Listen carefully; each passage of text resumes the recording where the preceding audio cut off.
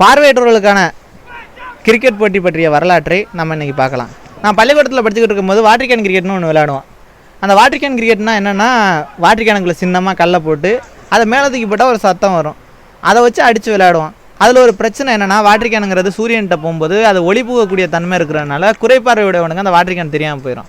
அப்போல்லாம் என்ன செஞ்சோம், இதுக்கு ஒரு வழியாக கண்டுபிடிச்சோம். என்னென்னா, வாட்டர் கேனுக்குள்ள கொஞ்சோண்டு செம்மண்ணை போட்டு தண்ணியை ஊற்றி கொடுக்கணும்னா வாட்டர் கேன் முழுசு செம்மண் பரவிடும்.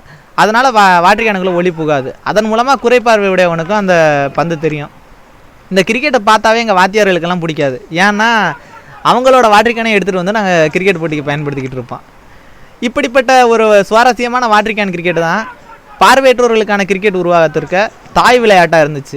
1922 மெல்போர்னில் தொழிற்சாலையில் வேலை பார்த்துக்கிட்டு இருந்த 2 பார்வையற்றவர்கள் மதிய உணவு இடைவேளையில் எப்படி பொழுதுபோக்குறதுன்னு தெரியாமல் என்ன செஞ்சாங்கன்னா, வாட்டர் கேனுகளை கொஞ்சோண்டு கல்லை போட்டு சின்ன கட்டையெல்லாம் அடித்து விளையாண்டுக்கிட்டு இருந்தாங்க. இதை பார்த்து பிற பார்வையற்றவர்களுக்கும் ரொம்ப பிடிச்சி போச்சு.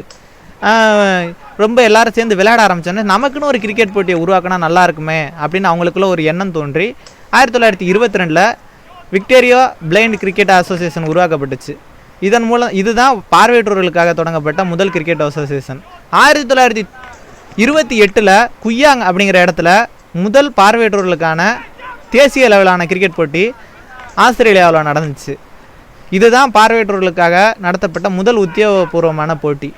இதில் 2 கவுண்டி அணிகள் கலந்துக்கிடுச்சு. 1953 ஆஸ்திரேலியாவில் உள்ள பல மாகாண அணிகளையும் ஒருங்கிணைச்சு கிரிக்கெட் கார்னிவல் அப்படிங்கிற பேரில் போட்டிகள் நடக்க தொடங்குச்சு. இதன் மூலம் பார்வையற்றவர்களுக்கான கிரிக்கெட்டை பற்றிய ஒரு விழிப்புணர்வு உலகம் முழுவதும் பரவ ஆரம்பிச்சிச்சு. பார்வையற்றவர்களுக்கான கிரிக்கெட்டின் தாய் ஆஸ்திரேலியா தான். அதனால் அங்கே பல முன்முயற்சிகள் எடுக்கப்பட்டுச்சு. பார்வையற்றவர்களுக்கான முதல் டெஸ்ட் போட்டி சவுத் ஆப்பிரிக்காவுக்கும் பாகிஸ்தானுக்கு இடையில் நடந்துச்சு. அதில் சவுத் ஆப்பிரிக்கா 94 ரன் வித்தியாசத்தில் வெற்றி பெற்றுச்சு. ஆனால் அதுக்கப்புறம் ஒரு 43 ஆண்டுகள் கழித்து தான் பார்வையற்றவர்களுக்கான உலகளாவிய கிரிக்கெட் அமைப்பு ஒன்று உருவாக்கணும் அப்படிங்கிற எண்ணம் தோன்றி 1996 சார்ஜ் ஆப்ரஹாம் அப்படிங்கிறவர் டெல்லியில் பல நாட்டு பிரதிநிதிகளை ஒருங்கிணைச்சு WBCC world blind cricket council அப்படிங்கிற அமைப்பை உருவாக்கினார். 1998 டெல்லியில் இந்த அமைப்பு முதல் பார்வையற்றவர்களுக்கான ஒரு நாள் உலகக்கோப்பையை நடத்துச்சு. இதில் சவுத் ஆப்பிரிக்கா வெற்றி பெற்றுச்சு. மீண்டும் 2002 சென்னையில் போட்டி நடத்தப்பட்டுச்சு. அதில் பாகிஸ்தான் வின் பண்ணுச்சு. 2006 இஸ்லாமாபாத்தில் போட்டிகள் நடத்தப்பட்டுச்சு. அதில் பாகிஸ்தான் வெற்றி பெற்றுச்சு. 2014 சவுத் ஆப்பிரிக்காவில் போட்டிகள் நடத்தப்பட்டது. அதில் இந்தியா வெற்றி பெற்றுச்சு. அதே பார்வையற்றவர்களுக்கான 20x20 உலகக்கோப்பையும் முறையாக நடத்தப்பட்டுச்சு 2012. அந்த முதல் கோப்பையை நம்ம இந்தியா தான் வெற்றி பெற்றுச்சு. இப்படி பார்வையற்றவர்களுக்கான கிரிக்கெட் மிகப்பெரிய ஒரு உச்சகட்டமான வளர்ச்சியை நோக்கி போயிட்டுருக்குன்னு தான் சொல்லணும். பிற நாடுகள்லையும் பார்வையற்றவர்களுக்கான கிரிக்கெட் போட்டிகள் மிக மும்முரமாக வளர்ச்சி பெற்றுச்சுன்னு சொல்லலாம். கராச்சியில் 1978 பாகிஸ்தானில் 2 பள்ளிகளுக்கு இடையிலான கிரிக்கெட் போட்டி தொடங்கப்பட்டுச்சு. அடுத்து 1997 பாகிஸ்தானில் பார்வையற்றவர்களுக்கான கிரிக்கெட் கவுன்சில் தொடங்கப்பட்டுச்சு. பாகிஸ்தான்கிறது ஒரு பார்வையற்றவர்களுக்கான கிரிக்கெட்டில் ஒரு முக்கியமான அணின்னு சொல்லலாம். அசைக்க முடியாத அல்லது வலிமை வாய்ந்த அணியாக இன்றைக்கும் திகழ்ந்துக்கிட்டு இருக்குன்னு சொல்லலாம்.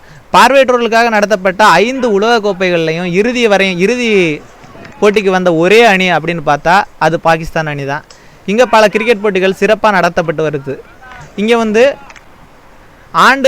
ஆண்டுக்கு ஒரு முறை அப்படிங்கிற மாதிரியான வீதத்தில் நாட்டில் உள்ள எல்லா அணிகளையும் ஒருங்கிணைச்சு கிரிக்கெட் போட்டிகள் நடத்தப்பட்டு வருது. அடுத்ததாக சவுத் ஆப்பிரிக்கா, இங்கே தான் பார்வையற்றவர்களுக்கான மிகப்பெரிய கிரிக்கெட் கிளப் இருக்குன்னு சொல்லலாம். இங்கே 40க்கும் மேற்பட்ட அணிகள் விளையாண்டுக்கிட்டு இருக்குது. அவற்றை ஒருங்கிணைச்சு ஆண்டுக்கு ஒரு போட்டி நடத்திக்கிட்டு இருக்காங்க.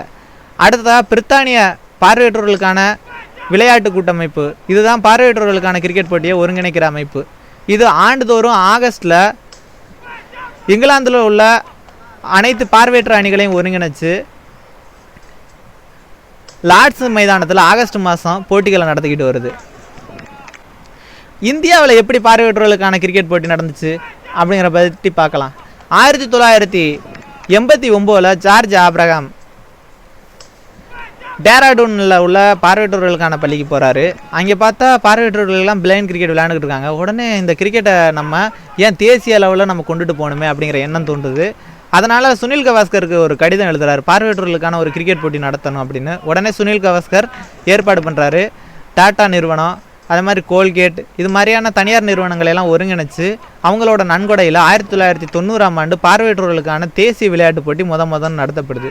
இந்த போட்டிக்கு அப்போது இந்திய கிரிக்கெட் போர்டோட தலைவராக இருந்த மாதவராவ் சிந்தியா வர்றாரு.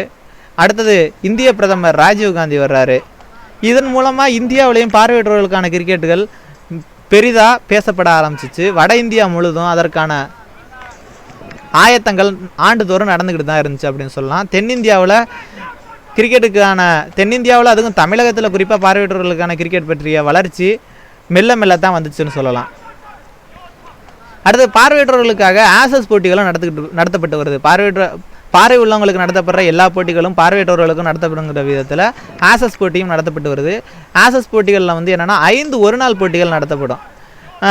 2004 இங்கிலாந்தில் நடத்தப்பட்ட 5 ஒருநாள் போட்டிகளில் இங்கிலாந்து தான் 2-3ங்கிற வித்தியாசத்தில் ஆஸ்திரேலியாவை தோக்கடிச்சிச்சு. 2008 இதே கதை தான்.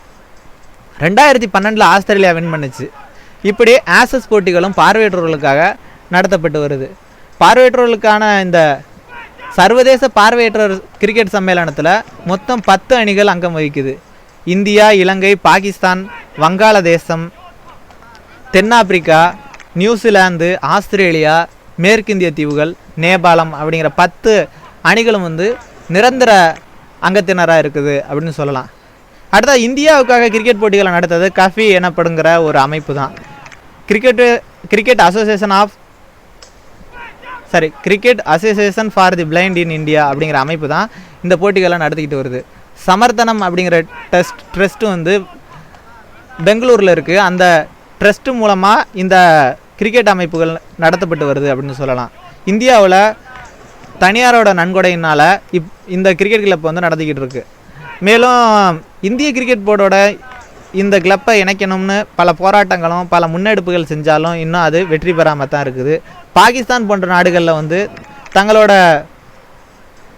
நாட்டில் உள்ள அமைப்பே பிளைண்ட் கிரிக்கெட்டையும் ஒருங்கிணைச்சு அவற்றை வந்து வழிநடத்திக்கிட்டு வர்றாங்க.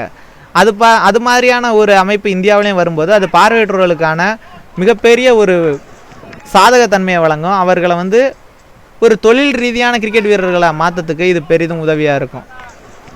அடுத்த பார்வையற்றவர்களுக்கான கிரிக்கெட்னா என்ன அப்படின்னு உங்களுக்கெல்லாம் ஒரு ஐயம் ஏற்படும். நான் அந்த பேசிக்கிட்டு இருக்கும்போது பின்னாடி ஒரு சத்தம் வந்துக்கிட்டே இருக்குது பார்த்தீங்களா, அது மாதிரியான சத்தம் வரக்கூடிய பந்து தான் நாங்கள் பார்வையற்றவர் கிரிக்கெட்டில் விளையாடக்கூடிய பந்து. அதில் ஒரு 30 பால்ரஸுக்கு மேலே இருக்கும். ஒரு பிளாஸ்டிக் பந்துக்குள்ளே ஒரு 30 பால்ரஸை போட்டு அந்த சவுண்டு வருதில்ல, அந்த மாதிரி அந்த சத்தத்தை கேட்டு அடித்து விளையாடுறோம். பந்து வந்து உருண்டு தான் வரும். இதில் வந்து குறைப்பார்வை உடையவரும் குறைப்பார்வை உடையவரும் முழு பார்வை அற்றவரும் இந்த போட்டிகளில் கலந்துக்கிறாங்க. இதன் மூலமாக பார்வையற்றவர்களுக்கான தற்சார்பு, ஒரு தன்னம்பிக்கை போன்றவை வந்து போட்டிகள் மூலமாக வளருது. பார்வையற்றவர்கள் கிரிக்கெட் விளையாடுகிறதுங்கிறதே ஒரு சரித்திரம் தான். ஆனால் அந்த பார்வையற்றவர்களுக்கான கிரிக்கெட்டுக்கும் ஒரு சரித்திரம் இருக்குது அப்படிங்கிறத இந்த ஒளிப்பதிவு மூலமாக உங்களுக்கு தெரிய வச்சுருக்கேன். நன்றி, வணக்கம். இவன் பொன் சக்திவேல்.